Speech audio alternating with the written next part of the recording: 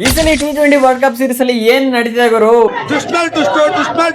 ಎಲ್ಲ associate teams ಗಳು ಈ ರೇಂಜ್ ರಚ್ಚಿಗೆ ಬಿಟ್ಟಿದ್ದಾವೆ. ಇವತ್ತು ಸೌತ್ ಆಫ್ರಿಕಾ ಮತ್ತೆ ಕೆನಡಾ ಮ್ಯಾಚ್ ಕೂಡ ಅಷ್ಟೇ ಅದೇ ರೀತಿಗೆ ಇತ್ತು. ಎಲ್ಲೂ ಕೂಡ ಒಂದು ಸೈಡ್ ಮ್ಯಾಚ್ ಅಂತ ಅನಿಸ್ಲೇ ಇಲ್ಲ. ಒಳ್ಳೆ ಕಾಂಪಿಟೇಷನ್ ಕೂಡ ಕೊಟ್ರು. ಸುಮಾರು 213 ಟಾರ್ಗೆಟ್ ಅನ್ನ ಕೂಡ ಕೊಟ್ಟಿದ್ರು ಸೌತ್ ಆಫ್ರಿಕಾದವರು. ಪರವಾಗಿಲ್ಲ, 153 ತನಕ ಚೇಸನ ಕೂಡ ಮಾಡಿದ್ರು. ಈ ದೊಡ್ಡ ಟೀಮ್ ಜೊತೆ ಈ ಸಣ್ಣ ಟೀಮು ಇಷ್ಟು ಕಾಂಪೀಟ್ ಮಾಡಿದೆ ಅಂದ್ರೆ ನೆಕ್ಸ್ಟ್ ಲೆವೆಲ್ ಅನ್ಕೊಳ್ಳಿ. ಅದಾದ್ಮೇಲೆ ನಾನು ಏನಕ್ಕೆ ತುಂಬಾ ರಚಿಗೆದ್ ಬಿಟ್ಟಿದೆ ಅಸೋಸಿಯೇಟ್ ಟೀಮ್ಗಳು ಅಂತ ಅಂತಿದ್ದೀನಿ ಅಂದ್ರೆ, ನಿಮ್ಗೆ ಸ್ಟಾರ್ಟಿಂಗ್ ಮ್ಯಾಚ್ ಇಂದ ನೋಡಿದ್ರೆ ಗೊತ್ತಾಗಿರುತ್ತೆ. ಇಂಡಿಯಾ ಮತ್ತೆ USA ಸ್ಟಾರ್ಟಿಂಗ್ ಮ್ಯಾಚ್ ಆಗಲ್ಲಪ್ಪ, ಫುಲ್ ಇಂಡಿಯಾದವ್ರಿಗೆ ನಮಗೆಲ್ಲ ಬಾಯ್ಗ್ ಬರ್ಸ್ಬಿಟ್ಟಿದ್ರು USA ಅವರು. ನಾವೇ ಒಂದ್ ರೌಂಡ್ ಫುಲ್ ಕಂಗಾಲು, ಇದೇನಪ್ಪ ಇದು ಇಂಡಿಯಾದವರು USA ಮೇಲೆ ಸೋಲಂಗ್ ಆಗ್ಬಿಡ್ತಲ್ಲ ಅಂತ. ಲಾಸ್ಟಿಗೆ ಸೂರ್ಯಕುಮಾರ್ ಯಾದವ್ ನಿಂತ್ಕೊಂಡು ಆಡತ್ತಿಗೆ ಸ್ವಲ್ಪ ಮರ್ಯಾದೆ ಉಳಿಸ್ಬಿಟ್ರು. ಇಲ್ಲಾಂದ್ರೆ ಅವತ್ತು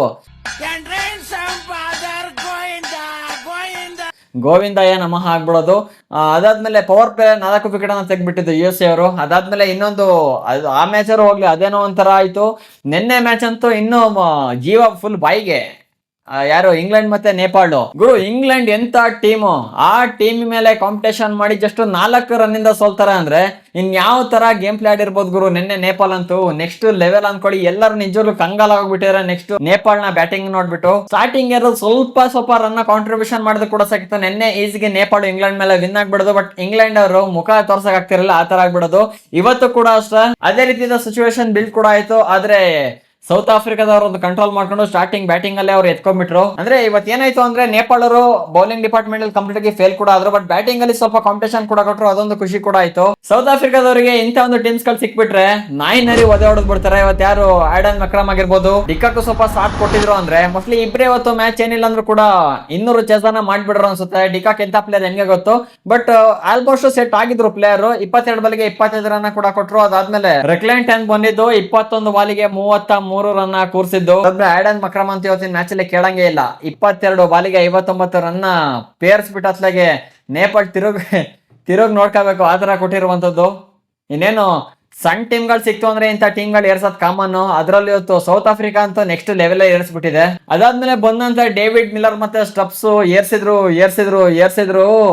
ನೇಪಾಳದವ್ರು ನಿಜವಾಗ್ಲೂ ಹೊತ್ಲಾಗೆ ಬೌಲಿಂಗ್ ಮಾಡದ್ ಬಿಟ್ಟು ಸುಮ್ನೆ ಪೆವಿಲಿಯನ್ ಹೋಗಿ ಕುತ್ಕೋಬೇಕು, ಆ ತರ ಫೀಲ್ ಆಗಿಬಿಟ್ಟಿರುತ್ತೆ 100%. ಏನ್ ಲೆವೆಲ್ ಅಲ್ಲಿ ಏರ್ಸಿದರ್ಗಿರುತ್ತು ಡೇವಿಡ್ ಮಿಲ್ಲರ್ ಮತ್ತೆ ಸ್ಟಬ್ಸ್. ನಿಜವಾಗ್ಲೂ 23 ಬಾಲಿಗೆ 39 ರನ್ ಏರ್ಸಿರುವಂತದ್ದು ಡೇವಿಡ್ ಮಿಲ್ಲರ್. ಅದಾದ್ಮೇಲೆ ಸ್ಟಬ್ಸ್ ಕೂಡ ಅಷ್ಟೇ, ನಾನು ಕಡಿಮೆ ಅಲಾಗುರು ಅಂತ.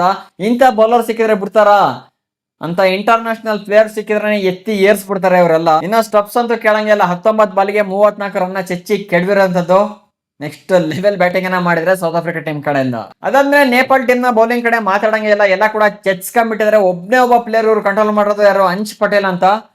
3 ವಿಕೆಟ್ ಅನ್ನ ಕೂಡ ತೆಗೆದು ಸ್ವಲ್ಪ ಕಂಟ್ರೋಲ್ ಕೂಡ ಮಾಡಿದ್ರೆ ಓಕೆ. ಅದ್ಬಿಟ್ರೆ ಎಲ್ಲ ಕೂಡ ನಾಯಿನರಿ ವಧನೆ ಹೊಡ್ಸ್ಕೊಂಡಿರೋದು. ಅದಾದ್ಮೇಲೆ ನೇಪಾಳ ಕಡೆಯಿಂದ ಇವತ್ತು ದಲಿವಾಲ್ ಬ್ಯಾಟಿಂಗ್ ಗೆ ಸೌತ್ ಆಫ್ರಿಕಾ ಅರ್ಧ ತತ್ರೆಸ್ ಹೋಗ್ಬಿಟ್ಟಿತ್ತು. ಇವತ್ತು ಅರ್ಧ ರನ್ ಕಾಂಟ್ರಿಬ್ಯೂಷನ್ ಬಂದಿರೋದೇ ಫುಲ್ಲು ದಲಿವಾಲ್ ಇಂದ. ಕೊನೆ ತನಕ ನಿಂತ್ಕೊಂಡು ಆಡಿದ ಸಾಲಿಡ್ ಪ್ಲೇಯರ್ ಕೂಡ ಇದಾರೆ. ಯಾರೇ ರಬಾಡ ಬಂದ್ರು ಕೂಡ ಹೋದೆ, ಯಾವ ಬೌಲರ್ ಬಂದ್ರು ಕೂಡ ಹೋದೆ, ಹುಚ್ಚು ನಾಯಿ ಹೊಡೆದಂಗ್ ಹೊಡೆದ್ಬಿಟ್ಟಿರೋದು ಇವತ್ತು ದಲಿವಾಲ್. 49 ಬಾಲಿಗೆ 64 ರನ್ ಕೂಡ ಕೊಟ್ಟಿದ್ದಾರೆ. ಸ್ವಲ್ಪ ನೇಪಾಳಿನ ಮರ್ಯಾದೆ ಕೂಡ ಉಳಿಸಿರುವಂತದ್ದು.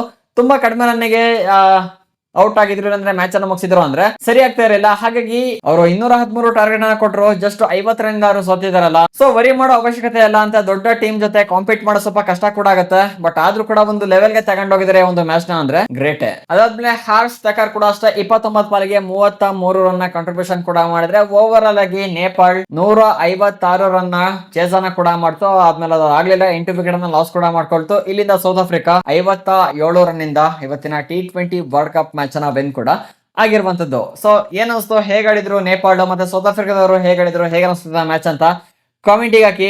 ಈ ಸಲ ಅಸೋಸಿಯೇಟ್ ಟೀಮ್ಸ್ ಗಳು ಆಡ್ತಿರೋದು ನೋಡಿದ್ರೆ ಏನೋ ಒಂದು ಆಗುತ್ತೆ ಅನಿಸ್ತಾ ಇದೆ.